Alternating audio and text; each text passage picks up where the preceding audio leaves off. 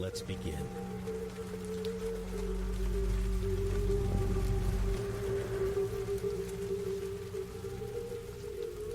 My freshman year of college was one of the funnest years of my life, and some of my fondest memories are from that year. But it was also the scariest and strangest year to date, and I'm 31 right now. I still sometimes wonder how this really happened, and it didn't end up a nut job, and it still freaks me out to this day. I've only talked about this once or twice since it happened 13 years ago. Here it goes. August 2001. Like most freshmen, I live in the dorms at a state party school. I opted out of the good school I got into. I guess I had a little steam to blow off after graduating from military college prep boarding school. Plus, after a sports injury, I didn't exactly have any specific plan for life that went past Saturday night, if you know what I mean. A good buddy from military school, Bill, went to the same college and lived a few floors below in the same dorm as me. So of course, we were getting the party started before my parents' exhaust fumes had even evaporated from the parking lot. For the most part, the first month or so of college was pretty much like that. I went to most of my classes, partied just about every night, chased girls around, and that was enough for the moment. But things began to change one night sometime in mid-September, and college for me would never be normal again. My dorm phone rings in the middle of the night. Hello? On the other end, I can only really describe the voice as the kind of you picture when you think about a computer talking. Kind of like the early model car GPSs. Hi Gary, how are you today? Not fully awake, I'm just confused at this point. Who is this? He repeats. Hi Gary, how are you today? It becomes clear I'm being messed around with, so I hang up and chuckle. Man, freaking Bill, nice one. And I pass back out. I end up forgetting about the call for a few days and never mention it to Bill or anyone else. About a week later, I get another call around the same time of night. Hi Gary, I'm watching you. Nice, very cliché. Seriously Bill, how are you not knee-deep in Everclear or Tri-Delt at this hour? Enough already. Jape is going to start getting pissed. And I hang up. I casually confront Bill at breakfast the next morning, purposely not trying to bite too hard to give him a payoff that might incentivize continued calls. I also wasn't 100% it was actually him, and not another one of my douchebag friends. He gives a genuinely confused response. Whatever. So a couple of days after the second call, I come home and see I had multiple messages on my answering machine. What the F? I barely knew that thing even worked. It's computer voice guy. Message 1. Hi Gary, I'm watching you. Message 2. I thought I asked you to answer my calls, Gary. Last message. Where might Gary be on a Tuesday night? Okay. So one of my friends is clearly a jackass or bored enough to really push for a reaction here. The next day, I play the messages for Jade, who was around during the calls, which were apparently earlier in the night when he was still awake. He'd been a close buddy since we were in junior high, but we sort of taken separate paths after high school. So anyway, he's aware I'm a wild child and thinks nothing of the first couple messages. By the third, he's a little spooked. I then walk down to a couple other buddies' rooms and casually but immediately bring up the subject. Nothing. Over the next couple of days, I press all close friends and semi-close friends, but get zero answers and zero suspects. The calls start coming more frequently over the next couple months, starting at once a week, then to once every 2-3 days, up to every day by Christmas break. I don't say anything to my family at that point, although I really should have. What started out as a decent beginning of college turned out into not showing up for any classes, tests, nothing. Grades reflect, and I'm too busy answering for my .67 GPA to to talk about some dumb prank that would likely be dismissed as a pathetic attempt at great explanation. So it goes. Uneventful break. I'm back to school determined to become a new man.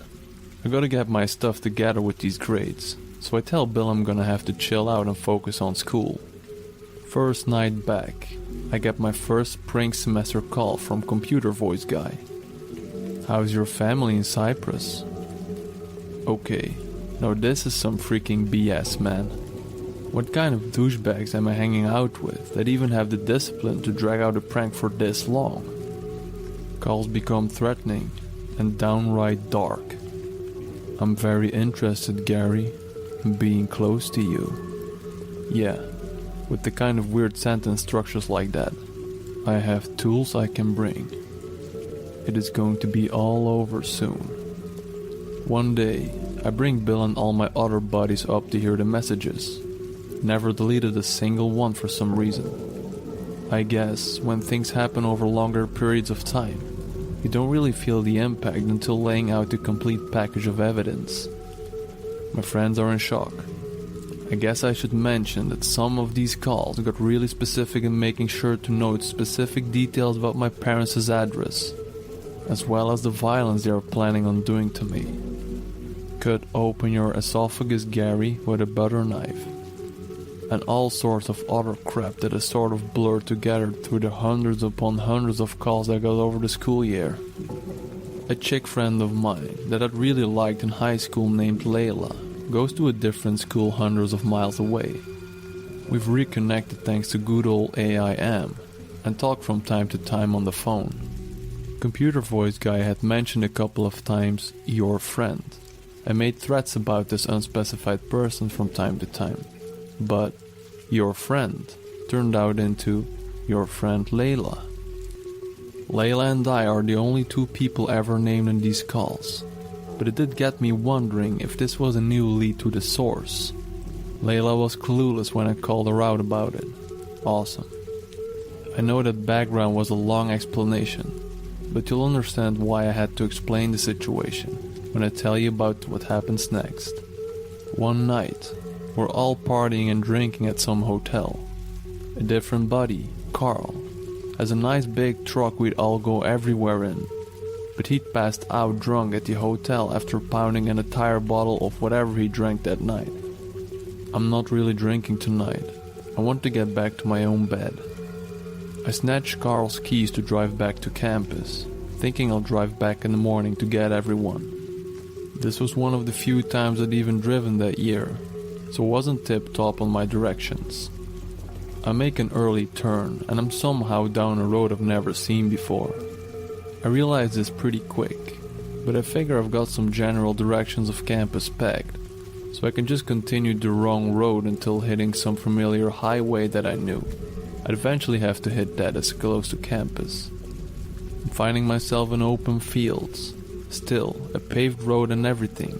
But aside from the road, there was absolutely nothing, and it was completely black. Around 3 a.m., there's this really strange four-way stop I come upon. Strange, because I'm probably the fourth person in a year to drive on that road. Anyway, I trudge along, eventually get to the familiar highway, and home free. A few days later, computer voice guy interrupts his usual depraved threatening to mention that specific four-way, day, and time that I was on. Which, like I said, was around 3 a.m., and there wasn't a soul in sight. So yeah, I now realize computer voice guy is obviously tracking my movements somehow. Keep in mind, I later joined the military, worked in the intelligence community, and worked special operations and tracked bad guys all around the world.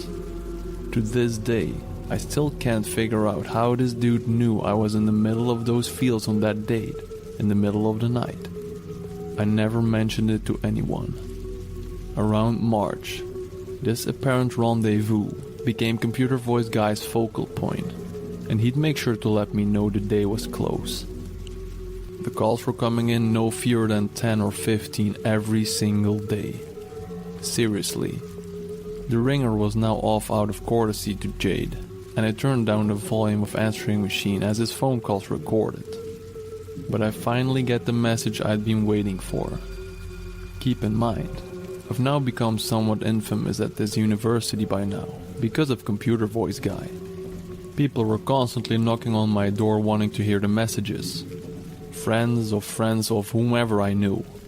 It was all people wanted to hear about at parties. For a split second it was cool, because I'm pretty sure I ended up getting a few dates indirectly from introductions conceived through interest in the guy with the stalker. Don't judge me.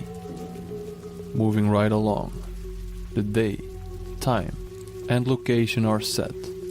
In one of his messages he said, "We will meet in front of the Coleman Hall at midnight, Wednesday, 27th of April, and we will take our friendship to the next level." I know what you're thinking.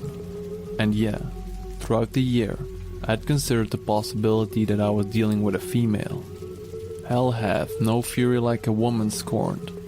And I was definitely that kind of dude when I was 18 or 19 years old. The kind of dude that could attract clinginess and anger. But I started to rule out female for various reasons that only a fellow ENFJ would understand. Look it up if you're not tracking. I can build profiles with a very high ratio of accuracy to available information. This creep just didn't feel like a female to me. It didn't even feel like a peer. I was convinced I was dealing with a mid-30s wild male computer nerd that I'd come into contact with at some point in my life. It doesn't really matter, because what I ended up finding on Wednesday 27th of April, which by the way was Layla's birthday, interesting, I was wrong.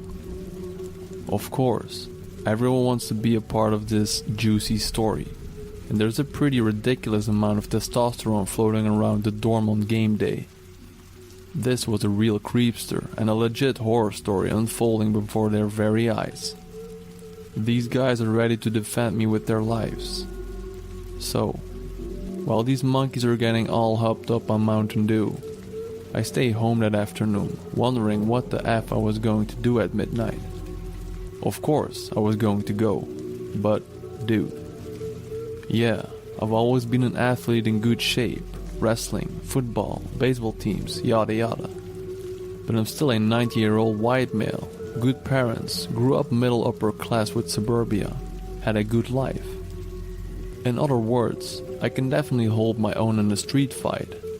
But this, whatever this is, doesn't feel anything like a street fight, or any other kind of fight I'd ever been in. This is a disturbed, violent, angry, possibly grown-ass psychopath that has decided to dedicate almost a full year now of his life to targeting and terrorizing me.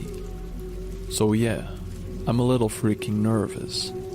My home team crowd steadily built up throughout the afternoon and evening, with probably close to 70 or 80 guys grouped up at our dorm's common area. Once the party hour approaches, though, over half of the guys splinter off into other various propositions that probably included more traditional fun, like beer bongs and girls.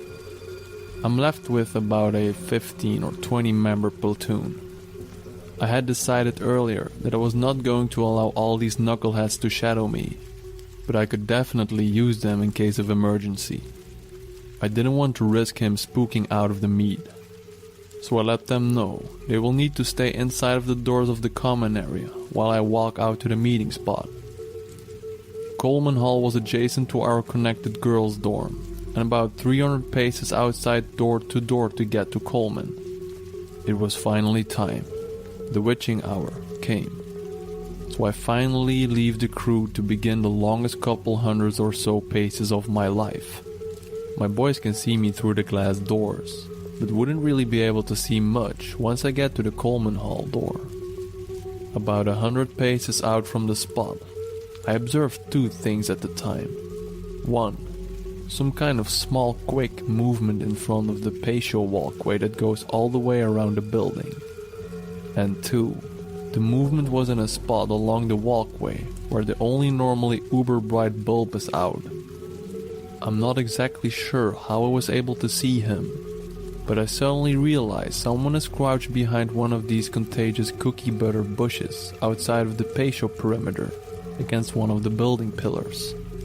In dark clothes and a hoodie, he's a few feet off from the path where I'm supposed to meet him, and positioned to where I really should not have been able to see him, given the pillar was blocking any shadow, plus the burned out light, which I later found out was smashed. In fact, I could have easily walked all the way to the door without ever noticing someone down there. I sorta jumped mid-step as this happens, and I see him raise up a little, thinking I might have seen him. I see him raise up and take a step towards me, and my fight or flight starts to hit. I've learned that my particular fight or flight chooses fight in more mild situations, flight during intense situations. But for shit your pants situations, it's scarier to run away with your back to whatever scary shit I'm dealing with. So I fight. Before I realize what I'm doing, I'm in a dead sprint towards this creep, who I'm guessing sees what I can't yet, which is my friend platoon busting through the glass doors in hot pursuit. The creep nopes the F out of there, running on Patio alongside Coleman Hall toward the parking lot. I can tell this isn't a mid-30s computer nerd I predicted. He's above average height, above average broad, and built athletically. That's about all I could tell about him really. I'm not even sure if he was white, because he was at least tan, if not Hispanic, Middle Eastern or something. I'm really booking it, as he turns right on a dime at the edge of the building. I realize I'm moving fast enough to catch up with him, but everyone else is really far behind. I also realize I'm moving so fast I won't be protected as I turn hard right at the corner of the building. If he stops there, I'm toast. As I turn the corner, I see the van sitting alone in the parking lot in front of me. It's running, and brake lights flicker on and off, park, into drive, and begins inching forward towards the exit. Home Slice is of course heading for the van, which for some reason sent this whole new level of fear into me. This is it. This is really happening, and I'm getting the F murder tonight. But I can't stop. Something keeps me moving forward. I guess I'd come this far, dealt with this crazy BS for almost a full year now, completely unable to do anything other than try to ignore it. I'm not exactly going places academically at this point, and my life doesn't quite have all that much purpose to it yet. If I'm going to get whacked, I will at least know, and this crap will at least be over. Plus, I still have a chance to catch this madman before he gets away. If I could get close enough to dive tackle, I would still be on my own to deal with the creep, his driver, and now I realize there's a third person that was manning the sliding door. Awesome. I don't care how badass you think you are when you're a 19-year-old jock. Your chances of taking down 3 grown men that are already violent criminals and prepared to victimize are about 1 in never gonna happen, buddy. Anyway, my turn is wide and slow due to being full-on sprint, and I lose ground. I'm probably 20 yards from the lot when he does a flying leap into the side of the van. There couldn't have been any rows of seat in the van for a leap like that. Creep number 3 slams the sliding door shut as the van peels out of the parking lot, bangs a right, and gone in an instant. The relief of not being kidnapped, bound and gagged in that van with 3 psychos who most likely had some pretty horrific plans for me is now just as strong as the dread of the fact that it's still not over with. I was speechless, and so was my platoon as they catch up a minute later. A few of them caught up enough to witness the parking lot scene, but no one was talking. The testosterone from earlier has now been replaced with genuine concern. They all just stood there with me, catching their breath and making sure I was alright. One guy asked if anyone got a plate number. Not even I did. Not in a flight. We finally start walking back, and I'm reliving the scene as we retrace our steps. As we get closer to the original meeting spot, I see something that scares me more than anything else in the entire equation has, up to this point. On the opposite side of the pillar, where creepy McCreeperson was crouching, there is a video camera, sitting on a stand, pointing right at the spot I would have been standing at when I should have not been able to notice him. And it was still recording.